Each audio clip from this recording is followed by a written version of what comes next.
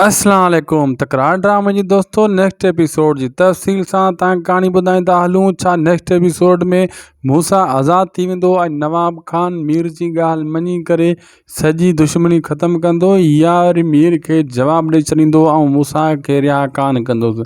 छा next episode में भावल कोई नओं कदम खणंदो नवाब खान जे लाइ, या वरी हाशू मीर खे नुक़सानु पुॼाईंदो?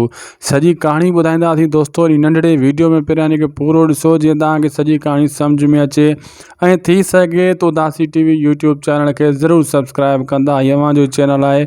अगर फेसबुक पेज ते ॾिसी रहिया आहियो त इनखे फॉलो लाइक शेयर भी ज़रूरु कंदा। दोस्तों पहिरीं ॻाल्हि त मीर जेको आहे सॼी कहाणी नवाब खान खे ॿुधाईंदो त मूंसां छा थो चाहे।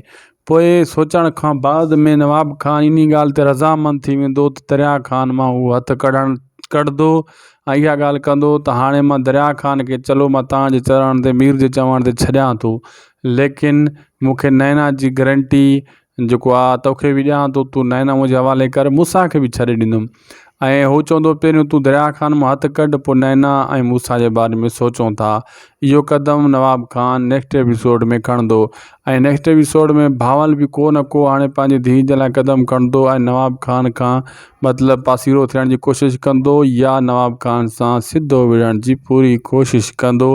वरी बि उन्हनि खे रहीम वारा रोकींदा ऐं हाशू कावड़ में अची मीर सां विढ़ण जी कोशिशि कंदो। नेक्स्ट एपिसोड में हुनखे इहो गुस्सो आहे त मीर मुंहिंजे अॻियां ट्राड छा जे लाइ कंदो आहे, ऐं हाशू इहा कावड़ मारण जी कोशिशि कंदो ऐं पंहिंजी भेण ते तशदुद कयो आहे, वरी बि इन्हनि जे मथां तशदुद कंदो।